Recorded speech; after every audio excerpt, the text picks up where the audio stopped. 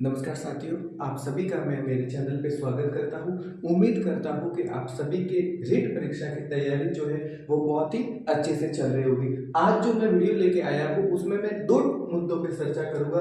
पहला कि कुछ मेरे भाई बहन ऐसे होंगे जिन्होंने अभी तक रीट की तैयारी शुरू नहीं की है। कुछ कारण हो सकते हैं, हो सकता है वो किसी और एग्जाम में बिजी हो, बीमार हो सकता है, कुछ भी कारण हो सकते हैं जिन्होंने अभी तक रीट की तैयारी शुरू नहीं की है और अब जो है वो तनाव में है कि किस तरह से मैं इस पात्रता को पास करूं। तो मैं आपको जो है आज बताऊंगा कि यदि आप वो स्टेप फॉलो कर लेते हैं तो निश्चित ही जो है आप रीट परीक्षा की पात्रता अच्छे अंकों के साथ प्राप्त कर लेंगे। और इसके इस वीडियो के जो दूसरा इस वीडियो में ही जो हम आगे चर्चा करेंगे कि आपने रीट परीक्षा की तैयारी बहुत अच्छे अंकों बहुत ही अच्छी तरीके से की है, लेकिन आपके टेस्ट सीरीज में नंबर आ रहे हैं या किसी भी कारण से जो है वो आपको घबराहट हो रही है, तो उस वो घबराहट क्यों हो रही है उसके बारे में भी हम जो है वो इस वीडियो में बात करेंगे। तो सबसे पहले अपन बात करते हैं कि अभी तक ऐसे विद्यार्थी हैं जिन्होंने रीट की तैयारी ही शुरू नहीं की है, तो कोई बात नहीं, अभी आपको जो है वो घबराना नहीं है, आपको थोड़ा शांत रहना है।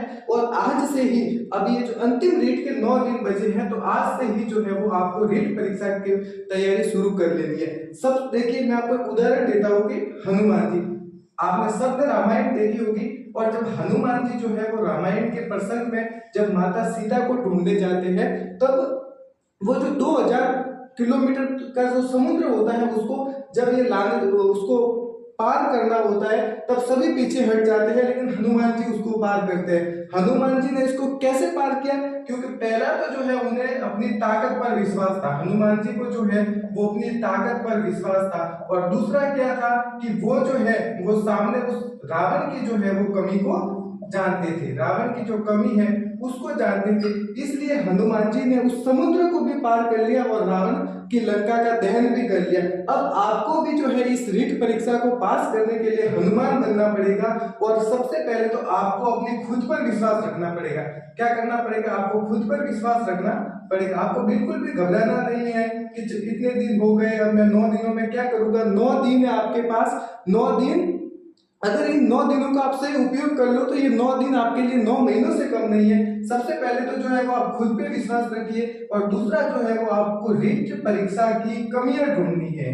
रीट परीक्षा की कमियां, अब कमियां कैसे ढूंढनी है कि आप जो है सिलेबस उठाइए, पिछले साल का पेपर लीजिए और बैठिए और देखिए कि पिछले साल जो पिछले 3 4 रीट हुई है उसमें किस टॉपिक से प्रश्न हमेशा पूछे गए। जैसे मैं आपको संस्कृत में बता दूं तो उच्चारण है, माहेश्वर सूत्र है, समास है, वहां से हमेशा 1 2 सवाल पूछे गए हैं। शिक्षण विधियों के 60 सवाल हमेशा पूछे गए हैं, चाहे लेवल 1 हो या लेवल 2 हो। तो आपको जो है ये कमियां ढूंढनी है। तो अब देखो, अगर आपने अभी तक तैयारी शुरू नहीं की है तो आप मेरे अगर माने, मैं अगर आपकी जगह होता कि अभी तक मैंने तैयारी शुरू नहीं की और अभी मैं तैयारी पर बैठूं, तो मैं जो है वो सबसे पहले तो 60 नंबर की शिक्षण विद्या पूरी करता।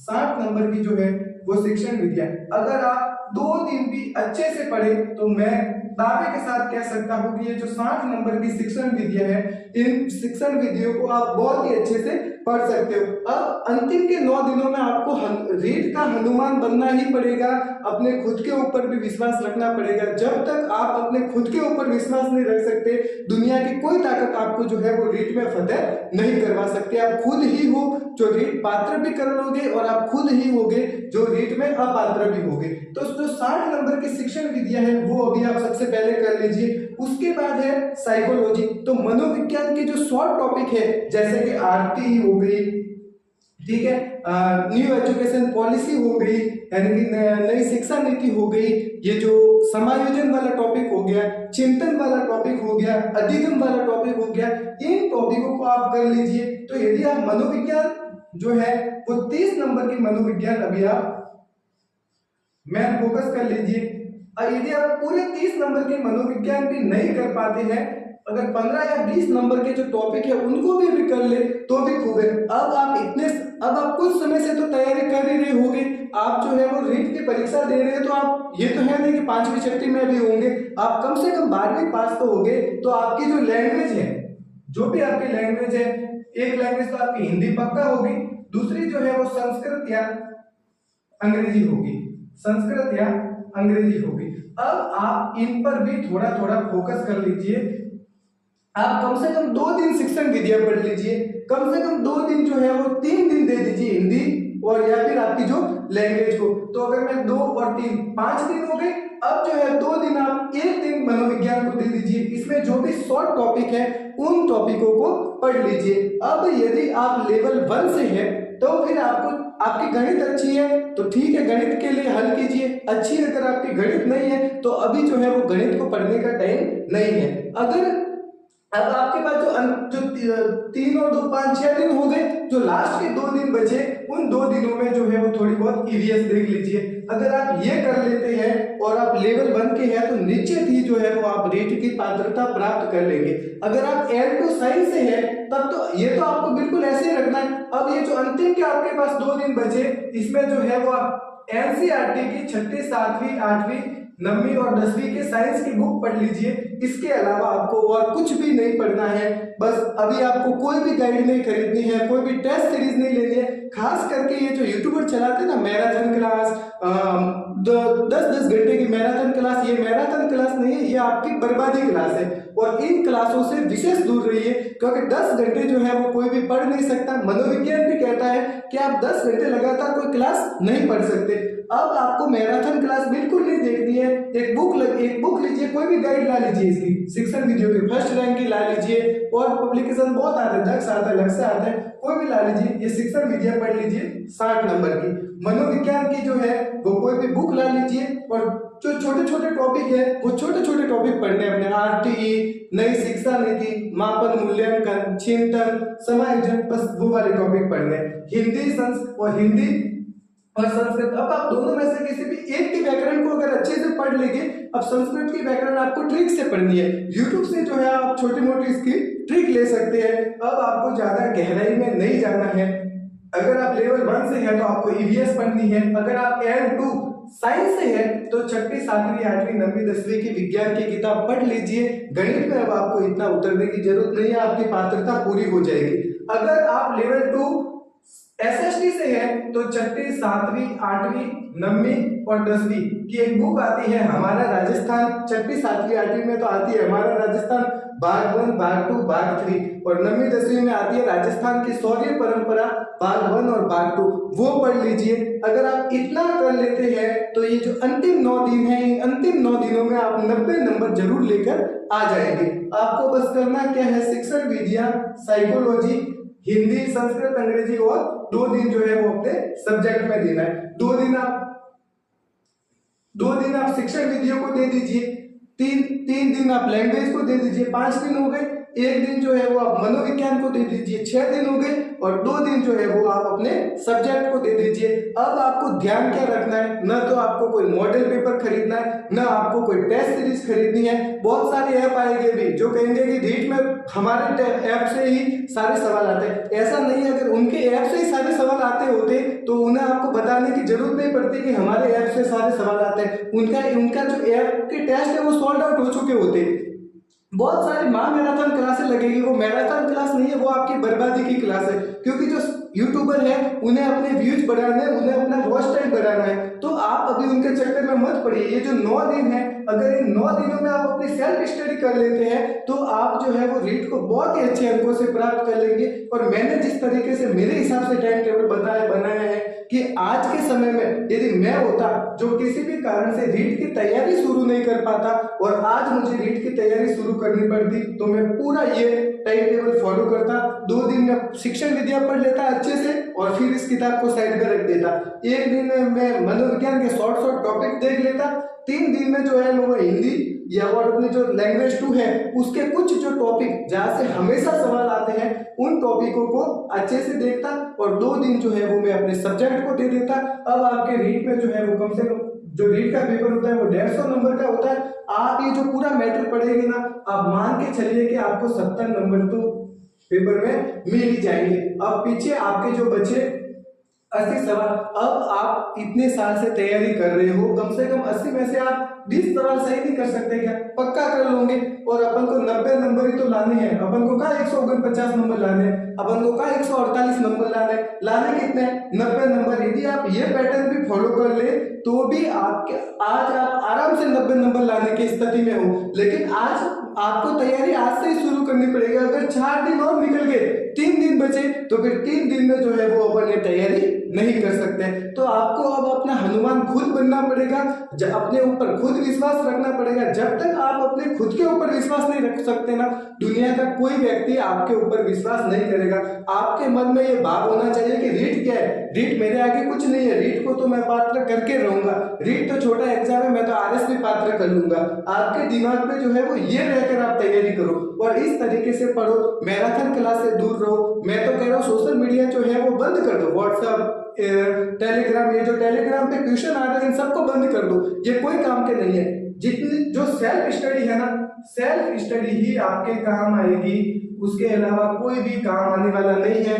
यूट्यूब क्लासेज, मैराथन क्लासेज जो भी है इंपॉर्टेंट होती है, मैं खुद मानता हूँ, लेकिन वो कब इंपॉर्टेंट होती है? एग्जाम से 6-7 महीने पहले, एग्जाम से 9 दिन पहले वो इंपॉर्टेंट नहीं है। अभी तो इनसे दूर जाने का समय है। तो आप जो है अपने व्हाट्सएप, टेलीग्राम, इंस्टाग्राम, यूट्यूब एक बार सब अनइंस्टॉल कर दो और किताबों को लेकर जो है वो 9 दिन के लिए बैठ जाओ। जब भी रीट का रिजल्ट आएगा आपके चेहरे पे एक मुस्कान होगी। और यदि अभी आप रीट स्क्रॉल करते करते आपके चेहरे पे मुस्कान हो रही है ना, तो मेरा यकीन मानना कि जिस दिन रीट की पीडीएफ आएगी ना, उस दिन आपकी आंखों में जो है वो आंसू होंगे। तो आप खुद तय कर लो कि आपके रीट वाले रिजल्ट के दिन आपको आंसू आपके आंखों में देखने हैं या फिर मुस्कान देखनी है। तो इस तरीके से जो है वो अपन को पढ़ना है। सेल्फ स्टडी ही अंतिम हथियार है किसी भी परीक्षा को पास करने का। कोई भी मैराथन क्लास आपको पास नहीं करवा सकती है, ये मैं लिख के दे सकता हूँ। और इस तरीके से आप पढ़ो। 2 दिन में कोई भी शिक्षण विधियां आराम से पढ़ सकता है बहुत अच्छे से। एक दिन में मनोविज्ञान के शॉर्ट टॉपिक, कम से कम 10 नंबर के टॉपिक तो आप पढ़ ही लोगे। 2 दिन अपनी जो लैंग्वेज, अपने जो सब्जेक्ट है उसको दे दो। 3 दिन जो है वो अपने लैंग्वेज को दे दो। इससे ज्यादा दिन चाहिए क्या? नंबर कितने लाने? 90 आ जाएंगे आराम से। तो इस तरह से जो है वो आपको अभी पढ़ाई करनी है, खुद के ऊपर विश्वास रखना है, पॉजिटिव रहना है, किसी की भी बातों में नहीं आना है। जो भी आपके पास मटेरियल है वो खूब है, कोई भी नया मटेरियल नहीं लाना है। कोई वैक्सीन जो है वो अभी आपके काम नहीं आ सकती। अभी आपकी जो बुक है वो ही आपको पढ़नी है। अभी किसी भी और किसी की भी बातों में नहीं आना। कोई रामबाण क्लास, कोई सीताबाण क्लास, कोई हनुमान बाण क्लास, कोई क्लास आपके काम अभी नहीं आएगी। अब एकमात्र क्लास आपके काम आएगी, वो है आपका खुद के ऊपर विश्वास और जो आपका सेल्फ स्टडी के लिए मटेरियल है वो उसका आप किस तरह से उपयोग करते हैं। अब अपन उन बच्चों के लिए बात करेंगे जो है वो रीट तैयारी लंबे समय से कर रहे हैं, कम से कम 3-4 महीनों से, और उनका एक बार जो है वो सिलेबस पूरा अच्छी तरीके से हो गया, फिर भी उनके मन में भी बहुत सारी शंकाएं होती है। जितनी शंकाएं मुझे हो रही थी अंतिम समय में, वो सारी मैंने लगभग लिख ली है। अब इससे ज्यादा जो है वो आपके दिमाग में और कुछ चल नहीं रहा होगा।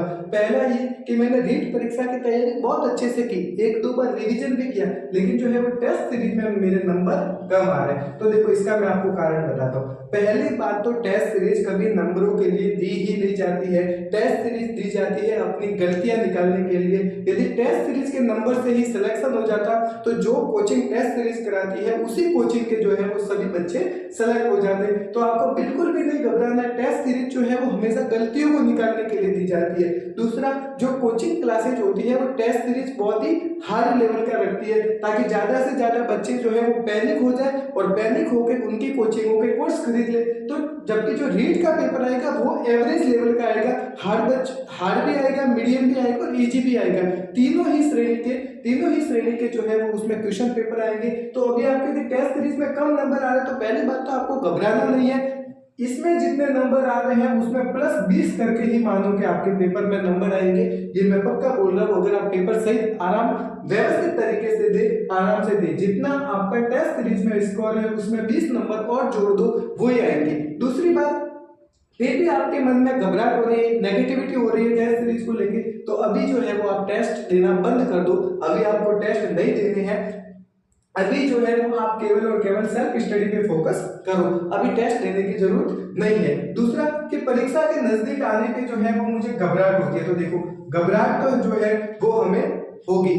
अब घबराहट आपको क्यों हो रही है? क्योंकि आप जो है वो उस चीज के प्रति 100% समर्पित हो। अगर मान लो आपको यूपीएससी का फॉर्म भरवा दिया जाए और आपको कहा जाएगा आपको यूपीएससी का एग्जाम देना है, आईएएस के लिए, आईपीएस के लिए, तो आपको बिल्कुल भी घबराहट नहीं होगी। क्यों? क्योंकि आपको इसमें जाना ही नहीं है, आप तो इस चीज के प्रति समर्पित ही नहीं हो, आपको बस एग्जाम देने जाना है। तो अपन को कहे कि घबराहट है, एग्जाम देके आ जाएंगे। लेकिन जो है रीट को लेकर यदि आपको घबराहट हो रही है तो यह संकेत करता है कि आपने रीट परीक्षा की बहुत अच्छे से तैयारी की है और आप जो है उस परीक्षा के प्रति 100% समर्पित है। अब बस अंतिम समय में ये जो घबराहट है, इस घबराहट को अपन को पॉजिटिव में बदलना है, अपन को इस घबराहट को लेकर पॉजिटिव रहना है, अपने मन मस्तिष्क में ये रखना है कि मैं रीट परीक्षा पास कर लूंगा। रीट परीक्षा मेरे प्रण से बड़ी नहीं है, मेरा जो मन है, मेरे जो सपने हैं, उन सपनों से बड़ी ये रीट परीक्षा नहीं है।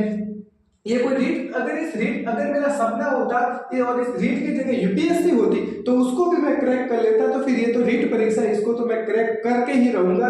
ये घबराहट जो हो रही है आपको, इस घबराहट को आपको अभी पॉजिटिव घबराहट में, इस घबराहट को आपको जो है वो अभी पॉजिटिव लेने की जरूरत है। तीसरा जो आपका सवाल आता है कि रीट में मैंने अच्छे से पढ़ा, 2-3 बार मेरा रिवीजन हो गया, एक बार मेरा रिवीजन हो गया, लेकिन मुझे तो ऐसा लगता है कि मुझे कुछ याद ही नहीं है। बिल्कुल देखिए, जब हमारा जो मस्तिष्क है वो हमारे काम के अनुसार चलता है कि जिस समय जो काम होता है उस समय वह उसके भाग को एक्टिव कर लेता है। जैसे भगवान हनुमान जी है, जो वो जब माता सीता को ढूंढने गए तब वो समुद्र तट पे खड़े थे, तो उन्हें तुरंत उनके दिमाग ने उनकी शक्तियों का एहसास करवा दिया कि आपके पास ये शक्ति है कि आप इस समुद्र को जो है वो लांघ सकते हो, कूद सकते हो। तो जब उसी तरह जब आप भी एग्जाम में बैठोगे, आपके सामने पेपर होगा, यदि आपने वास्तव में अच्छे से पढ़ाई की है, आपका मस्तिष्क जो है वो उन सवालों के जवाब आपके दिमाग में डाल देगा कि इस सवाल का जवाब तो ये है। अब आप कह रहे हो मुझे याद नहीं होता, कैसे याद नहीं होता? आप सब आराम से बता सकते हो। मैं तो कम से कम बता सकता हूँ कि जब मैं 9th में पढ़ता था तो मेरे से आगे कौन सी लड़की बैठती थी, मेरी क्लास की सबसे खूबसूरत लड़की कौन थी, मैं आज सब कुछ बता सकता हूँ आपको। क्यों? क्योंकि मैंने ये चीजें याद करने के लिए इनको कभी सोचा ही नहीं कि मैं ये याद रखूं कि वहां कौन बैठता था, मेरी क्लास में वो कौन सबसे खूबसूरत कौन था। मुझे ये इन चीजों को कभी याद रखने की जरूरत ही नहीं पड़ी। लेकिन आपको जो है वो रीट के सवाल है उनको याद रखने की क्या पड़ रही है, जरूरत पड़ रही है। इसलिए आपका मस्तिष्क कह रहा है कि पता नहीं याद है या नहीं, जबकि हकीकत में जो है वो सारी चीजें आपको याद है, सारी चीजें आपके मस्तिष्क में सेव है। और जिस दिन आपको जरूरत पड़ेगी आपका मस्तिष्क जो है वो उन सारी चीजों को आपके सामने ला के रख देगा कि लो उस समय आपने ये पढ़ा था, इस चीज का उत्तर ये है। जो बिल्ली पर प्रयोग है वो थॉर्नडाइक ने किया। इस तरह से आपका मस्तिष्क जो है आपने जो कुछ भी पढ़ा है वो काम आने पर सब कुछ आपके सामने ला के रख देगा। तो आपको बिल्कुल घबराना नहीं है कि मुझे कुछ भी याद नहीं है, आपको सब कुछ याद है। आपको इस समय पॉजिटिव रहने की जरूरत है। जितने ज्यादा आप पॉजिटिव रहोगे उतने ज्यादा जो है वो इस रेस में आगे रहोगे। अब यदि आपने जो है वो आप 6-7 महीनों से तैयारी कर रहे हैं, 1-2 बार आपने कोर्स का रिवीजन कर लिया और यदि इस समय आकर आप नेगेटिव हो गए तो आपसे जो पीछे लड़के थे वो आपसे आगे हो जाएंगे। तो ये तो फिर एक तरह से आपने इतने महीने मेहनत की, उस मेहनत पे पानी फेरना है। तो आपको भी पॉजिटिव रहना है, बिल्कुल भी घबराहट नहीं रखनी है। घबराहट हो रही है, बस अपने खुद के ऊपर विश्वास रखना है। जब तक आप आपके खुद के ऊपर विश्वास नहीं रख सकते तब तक दुनिया का कोई भी एग्जाम जो है वो आप क्रैक नहीं कर सकते।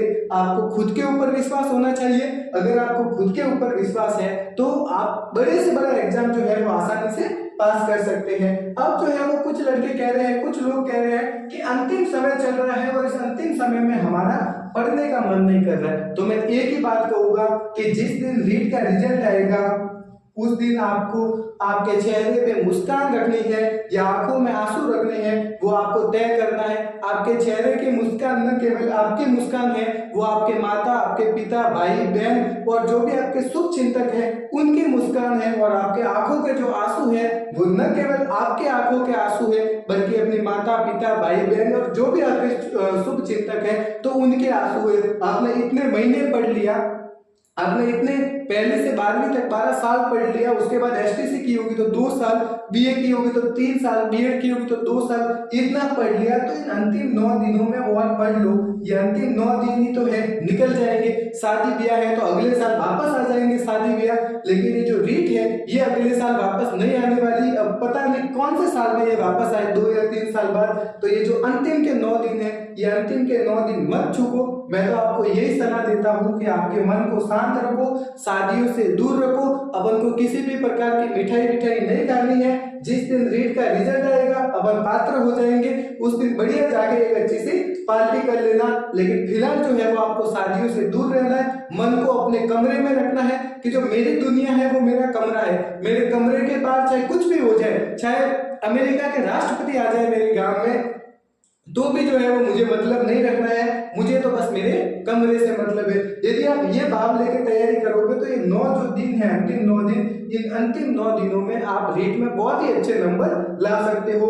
आपको बस पॉजिटिव रहना है और अपने मस्तिष्क में एक बात जरूर याद रखनी है कि मैंने जो कुछ भी पढ़ा है वो मुझे सब याद है। और आप यकीन मानना, जिस दिन आप एग्जाम दोगे ना, उसके बाद आप आगे मुझे बताना कि सर आपने जो कुछ पढ़ा वो आपको याद था या नहीं। हाँ, ये बात है कि आपने पढ़ा ईमानदारी से हो, आपका मन जो है वो पढ़ाई के समय स्थिर हो। ऐसा नहीं कि पढ़ तो याद रहे हो और मन शादी में है तो फिर वो याद आने वाला नहीं है। लेकिन आपने अगर ईमानदारी से पढ़ा है तो वो आपके परीक्षा में जरूर याद आएगा। और आप सभी को जो है मेरी एक ही सलाह है कि नीट परीक्षा की आप अभी बहुत अच्छे से तैयारी करें, शादी ब्याह से दूरी बना ले, अपने कमरे को ही जो है वो अपना महल मान ले, अपनी दुनिया मान ले और उस कमरे में ही नीट की तैयारी कीजिए। धन्यवाद साथियों। मैं उम्मीद करूंगा कि आप नीट परीक्षा को लेकर जो है वो मैंने जो तरीका बताया, अगर मैं आपकी जगह होता तो इस तरीके के अनुसार पढ़ाई करता। धन्यवाद साथियों।